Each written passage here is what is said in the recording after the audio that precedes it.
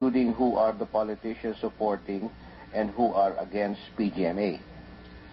Regional Director Attorney Garciliano also talked to the election officers and asked them whether, if PGMA runs for president, she is assured of support from them, meaning the election officers, in their respective assigned areas for her candidacy in 2004.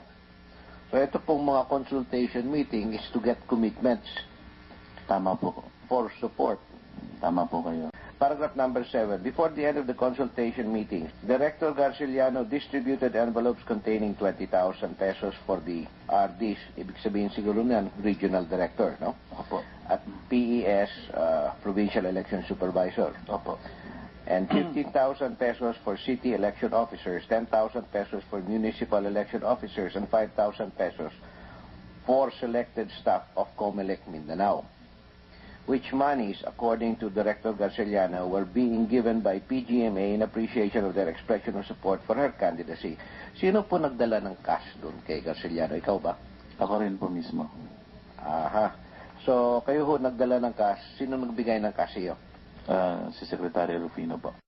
In his sworn affidavit, Sousa states that, based on the Mindanao consultation meetings, Garciliano wrote a report which he submitted to the President through Secretary Joey Rufino.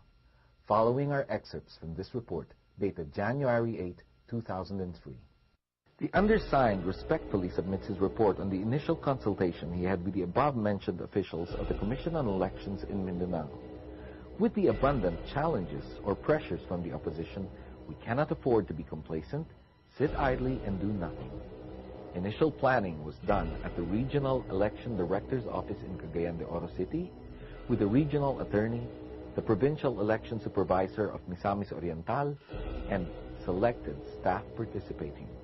General Hoffer is losing hold over his constituents, much less his political leaders. It is Vice Governor who now calls the shots. His observation is concurred by Acting Assistant Regional Election Director of Region 9. The oppositions in the province are far behind. We have to work hard to get the full and unqualified support of C personnel in the field. Let us make them feel that when they look back, they have the debt of gratitude and residual loyalties to us. Maguindanao.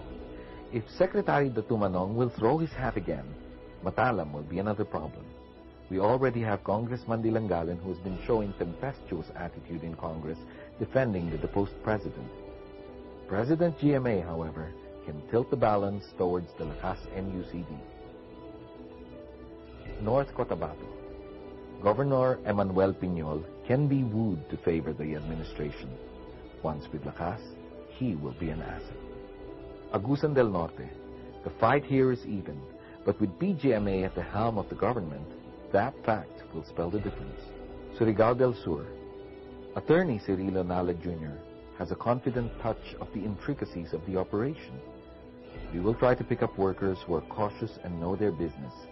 In other words, we will select the most skilled tightrope walkers who would not throw our cause down the drain. Tatakbo ako sa pagkapangulo sa eleksyon. On November 11, 2003, aware of the President's appointing power, Garciliano wrote President Arroyo and offered his services as COMELEC Commissioner for the 2004 elections. I am Attorney Virgilio O. Garciliano, one of those whom the First Gentleman approached when Your Excellency ran for Senator. I also had the pleasure of serving your party when Your Excellency requested me to monitor and/or protect the votes of the Lakas NUCD senatorial candidates in Mindanao during the 2001 elections. After that, Your Excellency mentioned for the first time Your Honor's intention to make me one of the commissioners. I had been waiting for this opportunity. It is Your Excellency's imprimatur, your final decision that would relieve me of the agony of waiting for the appointment, Madam President. If given the chance, I will not put Your Excellency down. In a marginal note, Garciliano's request was endorsed by Secretary Joey Rufino. Kung ano sabihin ng he can deliver. Nasa commission ka, ibig sabihin po, you can deliver votes. Before Garciliano received any response to his request for the COMELEC appointment, another meeting with Mindanao election officials was set. We were told that PGMA wanted to have a secret dinner with the Mindanao RDs and PESs at her house in La Vista. I remember this was in January 2004.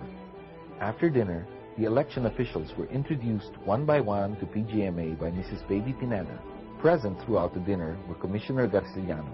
After the introductions, PGMA gave a short talk asking the RDs and the PESs to support and help her in the coming 2004 presidential elections. Shortly thereafter, PGMA bade us goodbye. As we were leaving, Mrs. Pineda gave RD Johnny Icaro of Region 4 white envelopes for all of us. When we opened them in the vehicles, we found that each envelope contained 30,000 pesos. Even after appointment to his post, Commissioner Garciliano performed or tolerated acts unusual for the required impartiality of his office. Yung isang gamit na phone po ni Commissioner Garciliano, tinawagan po niya ako to pick up the cellular phone na bigay po ni Bong Pineda. Yun daw po yung gagamitin nila, kumbaga hotline ho nila. Yung hotline nila? Sino yung nila? Sila po ni GMA, Bong Pineda, yung hire po ng mga isang mga politician po. Mga politicians. On the day when the initial funding for the special operations was given to Commissioner Garciliano, he called me to a condominium unit in Macapagal Boulevard and showed me a cabinet filled with plastic-wrapped bundles of money of 1,000 peso bills. According to Commissioner Garciliano, the money given totaled only 12 million pesos, and this was not enough because the amount needed would be around 25 million pesos to 37 million pesos for the special operations.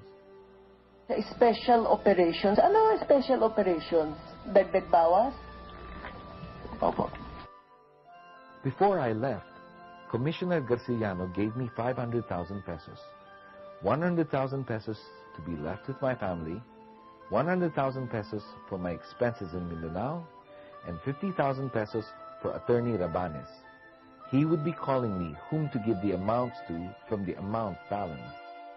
Included in my assignment was to monitor all officials and employees of COMELEC and to coordinate with PES to ensure GMA's win in the area.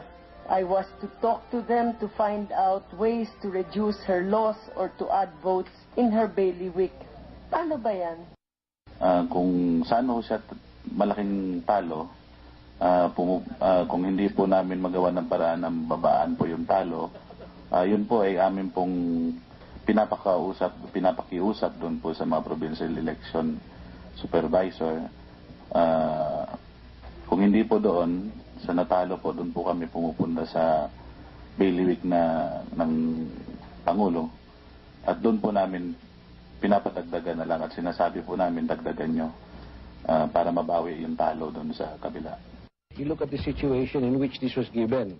Pinatawag yung mga election officers ni Garciliano, and in the course of several consultations, they were of course discussing how to help the president win the election by hook or by crook.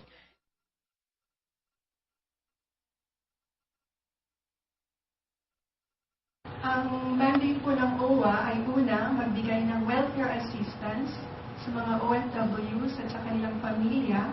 At pangalawa, tungkulin po nila na i-ensure yung viability ng pondo ng OWA na kung saan ay isa pong trust fund.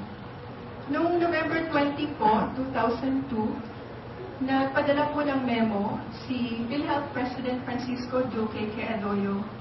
Sinabi po ni Duque na yung proposed transfer ng OWA Medicare Fund to PhilHealth will have a significant bearing on the 2004 elections and on the President's desire to provide health insurance by the end of 2003. Duque's memo became Executive Order 182, signed by Gloria Arroyo on February 14, 2004, entitled Transferring the Medicare Funds and the Medical Functions of the OWA to the PhilHealth